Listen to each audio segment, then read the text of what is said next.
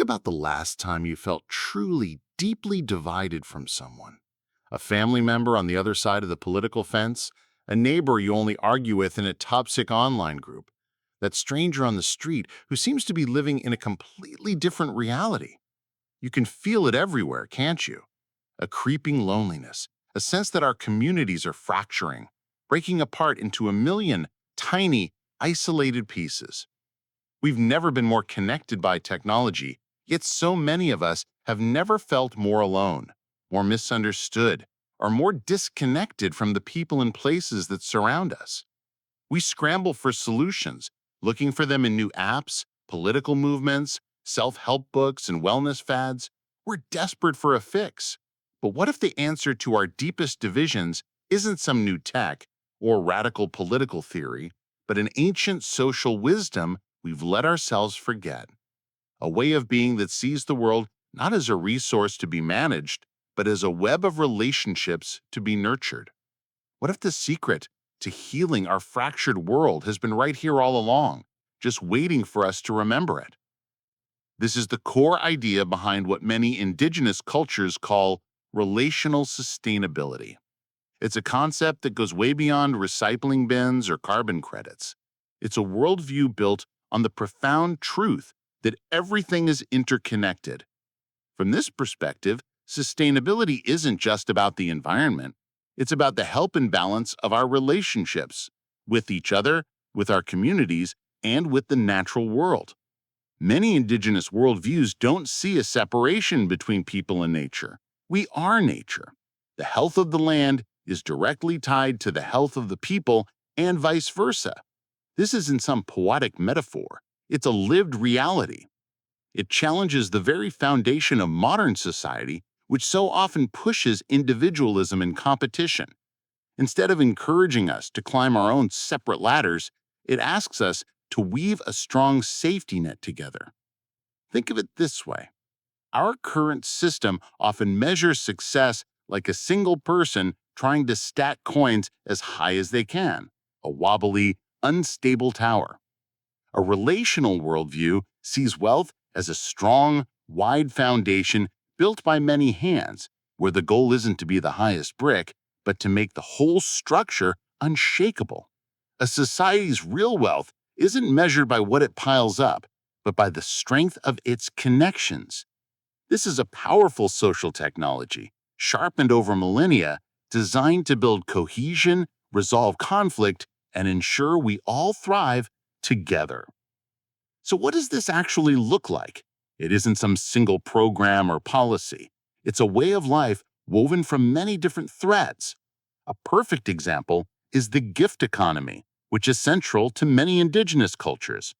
As author and botanist Robin Wall Kimmerer explains, in a gift economy, prosperity grows as relationships flow, not as goods are hoarded. It's a system built on indirect reciprocity.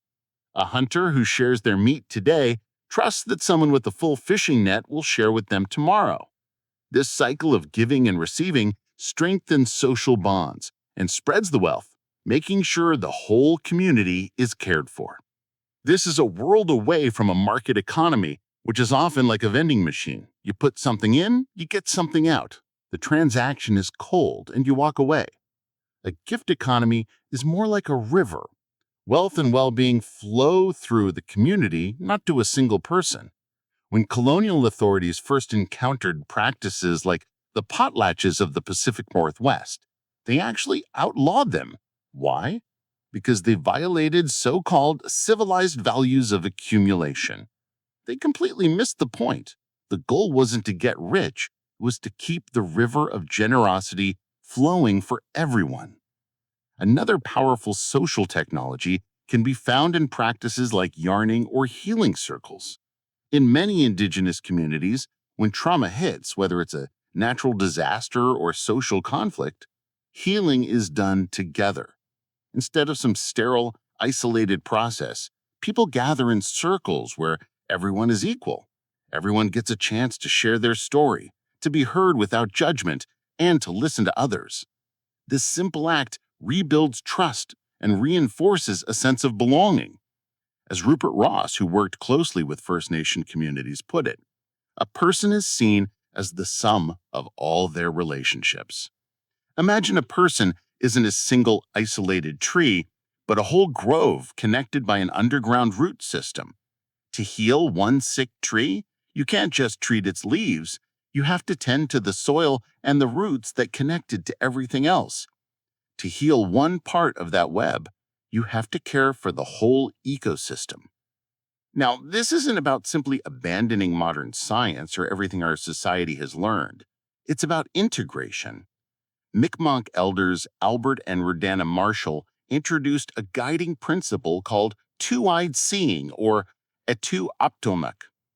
As Elder Marshall describes it, it's about learning to see from one eye with the strengths of indigenous ways of knowing, and to see from the other eye with the strengths of Western ways of knowing, and to use both of these eyes together for the benefit of all. It's like how our own two eyes create depth perception. With only one eye open, the world looks flat. But when you use both, you suddenly see things in 3 dimensions. You perceive distance, texture, and the true shape of what's in front of you. That's what two-eyed seeing does for our understanding. It gives it depth. For instance, the Canadian Institute for Health Research has actually woven two-eyed seeing into its frameworks because it provides key insights into public health and well-being. Imagine combining the precision of Western ecological science with the deep, place-based knowledge of an indigenous community that has lived on a piece of land for thousands of years. On Australia's Cape York, indigenous rangers and scientists are blending AI with traditional knowledge to protect endangered sea turtles. That right there is two-eyed seeing in action. It avoids a clash of titans and instead creates a collaboration built on mutual respect. It lets us tackle incredibly complex challenges, from healthcare to climate change, with the depth and creativity that one perspective could never achieve on its own. This journey into a more relational world isn't just about feeling warm and fuzzy. It's fundamentally about justice. We can't talk about indigenous wisdom without acknowledging the brutal history of colonialism, of cultural erasure, and the ongoing fight for indigenous rights and sovereignty. The social divisions and ecological crises we're facing are the direct result of a worldview that chose to dominate and extract rather than relate and reciprocate. So embracing this way of thinking is, in itself, an act of decolonization. It means challenging the systems that create division and inequality. It means restoring our sacred responsibility to care for the land and for each other. Indigenous perspectives teach that humans are just one thread in the web of life, and whatever we do to the web, we do to ourselves. This isn't just a saying, it's a radical call to rethink how we structure our entire society. It means centering indigenous voices and leadership in conversations about our future. It means supporting movements for land sovereignty and cultural revitalization. As the organization Revitalize the Roots points out, making sure this ancestral wisdom guides future generations is critical for community resilience and self-determination. True relational sustainability demands that we repair harms, return what was taken, and patiently rebuild trust. It's a path toward a more just world where the well-being of everyone, human and non-human, is the ultimate measure of success. This wisdom isn't some dusty relic of the past. It's a living, breathing guide for the future. It offers us a way out of the isolation and conflict that defines so much of modern life. The solutions aren't easy, but the invitation is simple. It starts not with some grand political statement, but with a quiet, internal shift. So the call to action isn't to go out and save the world by tomorrow morning. It's to start by asking a question. How can you practice being more relational in your own life? How can you strengthen the web of connections in your family, your neighborhood, your local environment? Maybe it's as simple as sharing vegetables from your garden with a neighbor. Maybe it's learning the history of the land you live on and its original indigenous stewards. Or maybe It's just choosing to listen to understand instead of just listening to reply. We are standing at a crossroads, a time of profound crisis, but also of profound opportunity. We have the chance to consciously choose the kind of world we want to build. Will it be a world obsessed with profit, or one guided by the 4 R's found in much indigenous knowledge: relationship, responsibility, reciprocity, and redistribution? The deep connection between individuals and their community provides a model for a world that puts collective benefit over personal gain. The social secret that could save us all was never really a secret. It's a wisdom that has been spoken in stories, practiced in ceremonies, and lived on the land for millennia.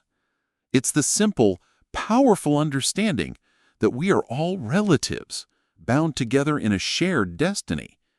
It's the knowledge that our survival and our flourishing depend not on what we own, but on how we relate to one another. The great Lakota leader Sitting Bull once said, "Let us put our minds together and see what life we can make for our children." That is the timeless invitation. It's a call to come home, to each other, and to the earth we all share.